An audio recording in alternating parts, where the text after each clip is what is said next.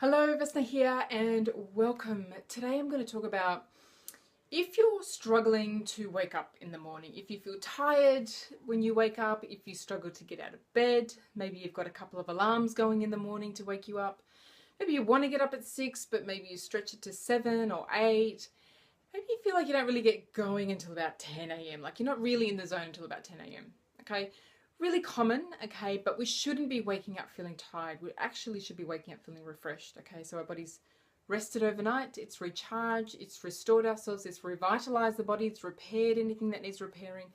That process happens overnight while we sleep, so we really should be waking up feeling energetic. Okay, and our hormone levels in the morning are at their peak to give us the energy to wake up, to get out, to bounce, to do what we need to do.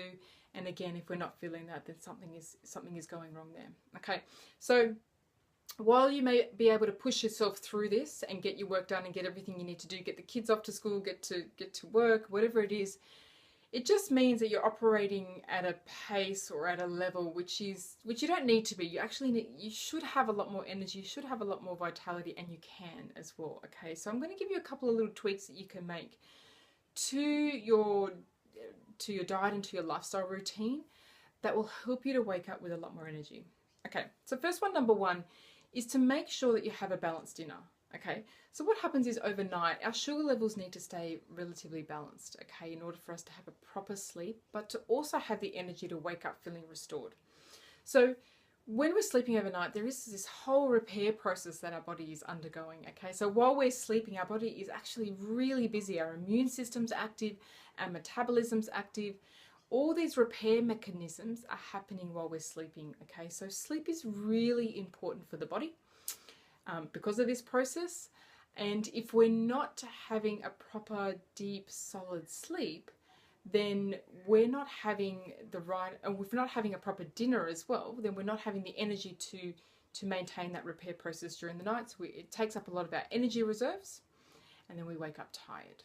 Okay, so what we want to make sure is that for dinner at night that we have protein, carbs, and good fats. Okay, so normally what I find is that if you're busy, if you're the kind of woman who's been tired for a while, who's got quite a fast-paced life and are feeling the effects of it, so tired, wired, stressed, moods are up and down, struggling with your weight, etc. So really that's part of a bigger picture, but what the key thing to take away from this is in order to have the energy when you wake up, is that you need to make sure that you have a little bit of carbohydrates at night. Okay, so this whole anti-carb movement, or low carb or no carbs or no grains and all that kind of stuff is all great, but it's not great for everybody. Okay, and so if you're tired and you're waking up tired, then I would recommend to have a little bit of carbohydrates with your dinner.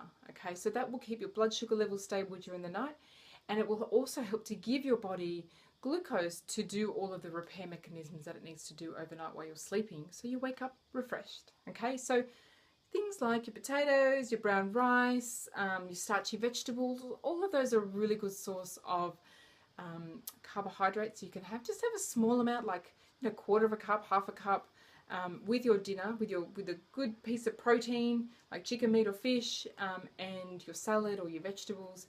That will help to give you the carbohydrates that you need overnight to wake up with a lot more energy. The second thing that I'd recommend is to get to bed before 10 p.m. Okay, so quite often you might find that you're not tired at 10 p.m. Maybe you're still quite awake at 11 p.m.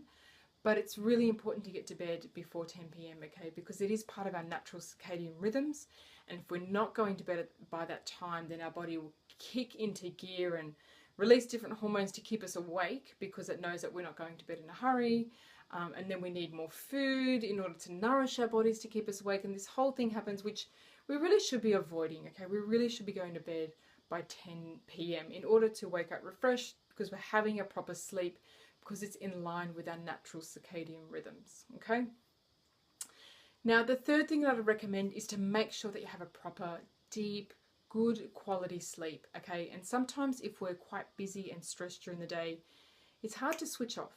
Okay, and we have to then prepare our body for sleep. I mean, everyone should kind of prepare their body for sleep anyway, because life is pretty fast paced today, and we're pretty go, go, go, go, go until we just stop. Okay, so the best way to do that is to make sure that you're off any technology 30 minutes before bed. okay, because it's going to be way too stimulating for the brain if you're still on your phone in bed, very bad. Okay, it doesn't allow the brain to rest, which means it'll keep you up or give you a poor sleep. The second thing is, if you struggle to fall asleep, is to have a bath before bed. You know, so even if it's like 15 minutes in an Epsom salts nice warm bath, will help to relax your muscles and really help you to unwind and slow down. Okay, and really give you such a good night's sleep as well. Okay. And again, if you're still struggling to fall asleep or have a good quality sleep, then I'd recommend having something like a chamomile tea before bed. Chamomile is a herb which is really relaxing on the nervous system and really puts your body in a really good relaxed mode to fall asleep quickly and stay asleep and have a good quality sleep. There's also things like valerian as well. Again, if you're waking up during the night, if you're struggling to fall asleep, valerian is probably just that next level up as a sedative. Okay, so it's a natural sedative and it will help you to fall asleep and stay asleep and give you a better quality of sleep. Okay, so those are the 3 things that I'd recommend if you're struggling to wake up in the morning.